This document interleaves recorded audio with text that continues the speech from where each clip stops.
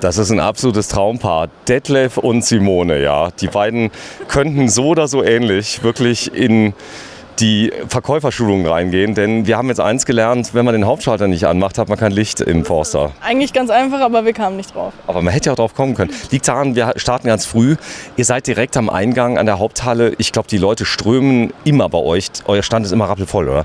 Bei uns wird sofort voll. 5 nach 10 hast du hier den ganzen Stand voller Menschen. Ja, das ist der Grund, warum wir ein bisschen früher gekommen sind. Detlef, du bist jetzt Händler oder bist du fest hier bei Forster? Ich komme direkt vom Werk und erkläre so ein bisschen den Fahrzeuge hier als Moderator. Bei mir gibt es nichts zu kaufen.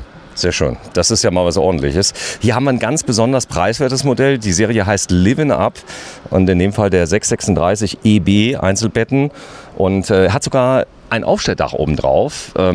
Das Ganze wird wo gebaut? In welchem Werk? Das kommt aus dem italienischen Fahrzeugwerk. Das ist die große Trigano-Gruppe. Die produziert im Prinzip für andere Firmen wie Rollerteam, Chausson, Challenger, Karmann und andere auch. So haben wir hier quasi ein recht perfektionistisch gebautes Modell auf dem Standard der Automobilindustrie. Ich wollte gerade sagen, also man kann sich halt auch auf die Qualität verlassen, weil die bauen viele Fahrzeuge, ne? Ja, es ist praktisch reproduzierbar, die Qualität. Ihr baut viele, wirklich sehr viele, oder? Sehr viele Fahrzeuge, würde ich auch so sagen. Bei Forster haben wir das große Glück, dass wir als Einsteigermarke der Firma Euramobil positioniert worden sind. Das heißt für uns, wir haben hier relativ günstige Einstiegspreise. Wir bieten beispielsweise die Fahrzeuge oben auch mit einem Aufstelldach mit Doppelbett nochmal zusätzlich an. Das kann der Kunde hier für jedes Fahrzeug mitbestellen. So habe ich hier komplett 4 Schlafplätze direkt vollwertig mit an Bord. Ja, wir haben hier ein langes Fahrzeug, 6,40 Meter. Das ist immer noch sehr, sehr gut zu handeln. Was ist das für eine Dachhöhe hier? Ist es H3 oder H2? Das ist die Höhe H2. Das heißt, wenn ich jetzt die normalen Dachluken hier oben drauf gebaut hätte, hätten wir eine Gesamthöhe von um die 2,60. Habt ihr auch was in H3 für die ganz großen Leute, ja, die so um die 2 Meter sind?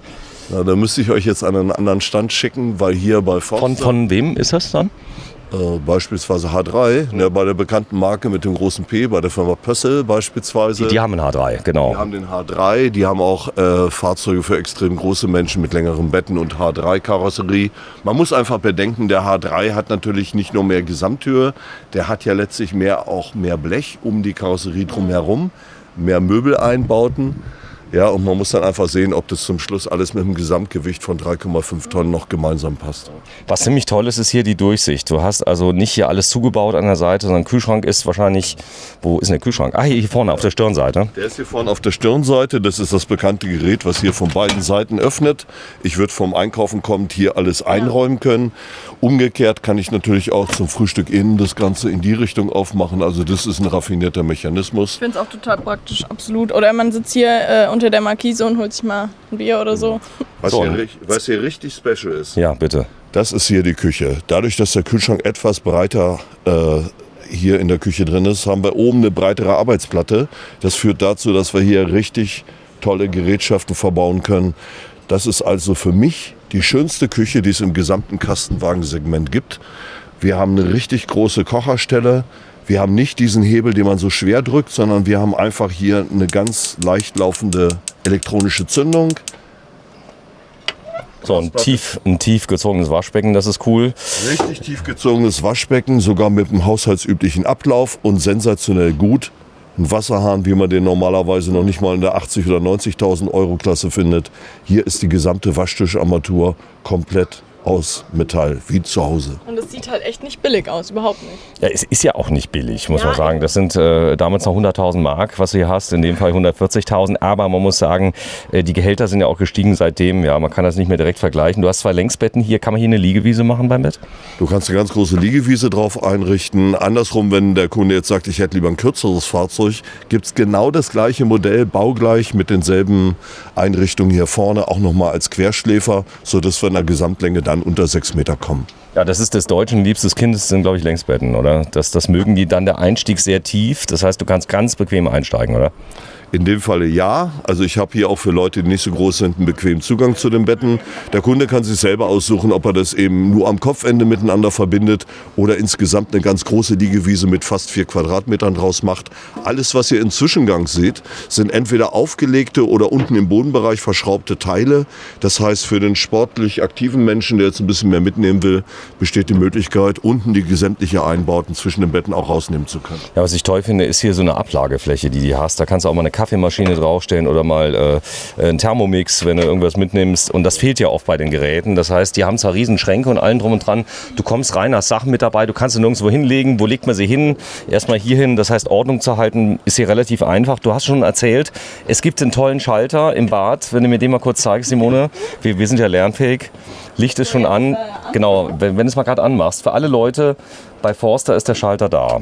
Der ist nämlich leicht versteckt. Viele Spiegel habt ihr drin? Sehr viele Spiegel, Entschuldigung. Und auch ganz wichtig, der hat hier auch natürlich noch einen Duschvorhang dabei. Der hat oben magnetische Clipser, dann stört mich im Kopfbereich keine Schiene. Da kann ich den Duschvorhang einfach einklipsen, der läuft einmal rund um mich rum. Der Vorteil gegenüber anderen Fahrzeugen, die jetzt eine Faltwand haben, ist einfach der Umstand, dass wir hier die Dusche mit einem relativ langen Schlauch natürlich einfach durchs Fenster reichen können, sodass ich mich im Sommer auch einfach draußen dusche. Außendusche integriert quasi. Genau, die Dusche, alles komplett in Haushaltsqualität. Wer einen längeren Duschschlauch macht, kann sich den im Baumarkt holen.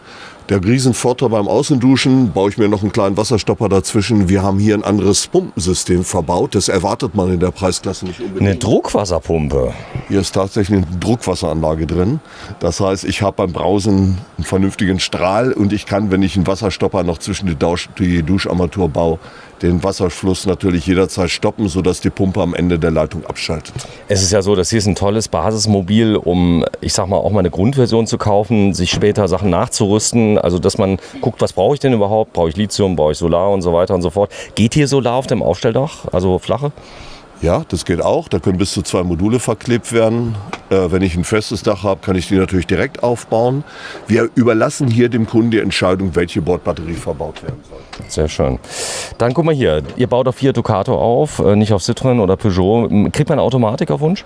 Beim Fiat, der Grund, einen Fiat zu nehmen, ist natürlich der, hast du schon richtig gesagt, Automatikgetriebe nur bei Fiat verfügbar. Andersrum habe ich hier kein Upgrade für den Kunden. Ich brauche also nicht vom Citroën noch einen Mehrpreis für einen Fiat zu bezahlen, sondern der Fiat ist hier bei der Forster Baureihe schon mit im Preis drin. Komm, wir gehen mal nach hinten, dann zeigen wir mal gerade die Alltagstauglichkeit, 6,40 Meter. Viele Leute sagen, okay, das nehme ich jetzt in Kauf. Ich parke beim Lidl oder Aldi ein bisschen weiter hinten, da habe ich einen Parkplatz, der ein bisschen größer ist. Ist mir immer gelungen, auch mit 9 Meter Fahrzeugen dahin zu fahren. Das kommt immer mehr, dass also Leute sagen, ich habe ein Fahrzeug, damit fahre ich dann auch mal einkaufen. Ja, in dem Fall muss man dazu sagen, das Fahrwerk entspricht 1:1 dem 6-Meter-Wagen. Der einzige Unterschied hier, der 6-Meter-Wagen würde Ihnen etwa hier bis zur Rückleuchte, bis zur Positionslampe gehen. Und wir haben nur hinten noch ein Stück Blechsegment mehr dran. Das heißt, der Wendekreis, die Wendigkeit des Fahrzeugs bleibt komplett. Achso, der Radstand ist der gleiche. Der Radstand ist komplett gleich. Kleiner Tipp für die Kunden, die über die Messe gehen oder für eure Zuschauer. Überall da, wo ich diese Positionslampen sehe, habe ich ein Fahrzeug mit 6,36 Länge. Bei den Fahrzeugen, die nur bis 6 Meter lang sind, entfällt es. Da hat es einfach die schwarzen Applikationen außenrum. Ja, das ist, glaube ich, Vorschrift in der EU. Mittlerweile Seitenbeleuchtung muss da sein. Maxi-Chassis, ist das möglich bei dem? Maxi-Chassis ist ja möglich, das heißt, wir können bis in 4-Tonnen-Bereich auflasten. Ganz wichtig. Also dein Tipp ist, wenn man das plant, am besten gleich das mitkaufen, das Maxi-Chassis. Später umrüsten geht nicht mehr oder schwieriger dann aufzulasten. Luftfahrwerk und so. Also es gibt Anbieter, die bieten dann die Möglichkeit, aus dem Standardfahrwerk noch eine Auflastung per Luftfedern beispielsweise machen zu können. Einfacher für den Kunden ist es, unmittelbar das Maxi-Fahrwerk zu nehmen. Dann habe ich auch größere Bremsscheiben, habe ein stabileres Fahrzeug insgesamt und habe jederzeit die Möglichkeit, ohne technischen Umbauten den Wagen auch in eine höhere Gewichtsklasse bringen zu können. Ist gar nicht so viel teurer, der Maxi, glaube ich. Der ist gar nicht so viel teurer. Ich habe den Preis jetzt nicht direkt parat. Ist nicht schlimm. Ja, der Detlef, du machst es gut. Ich bin total happy, dich zu haben, wie das so ist. Ihr habt unglaublich viele Händler bei Forster. Wie viele gibt es in Deutschland? Viele? Ein paar Stück. Ist nicht so schlimm. Detlef ist nämlich da, um den Leuten hier aus dem Werk das Fahrzeug zu zeigen und nicht, um es zu verkaufen. Er hat eben schon gesagt, kaufen könnt ihr nicht bei mir, aber ihr könnt es perfekt erklärt bekommen. Und das macht er echt gut, oder? Ja, so ist das. So, die Heizung, was haben wir drin? Truma 4?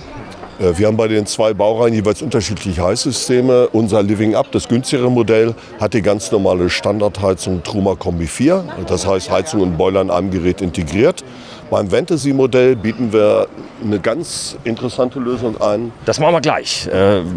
Denn wir wollen ja Stück für Stück vorstellen. Wir können gleich noch einen Sneak Preview machen auf dem Fantasy, der da ist. Der kommt dann auch in Grau. Sag mal, die Farbe geht es nur in Weiß jetzt hier bei den Basismodellen, den Living Up. Nein, beim Forster gibt es 5 Farben. Das kann natürlich als Basic der weiße sein, aber genauso gut können wir dann Upgrade auf Metallic-Farben oder auf zum Beispiel eine graue Farbe machen.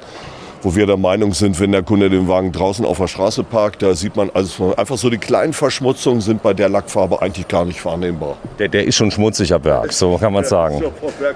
Vielen, vielen Dank fürs Einschalten. 21.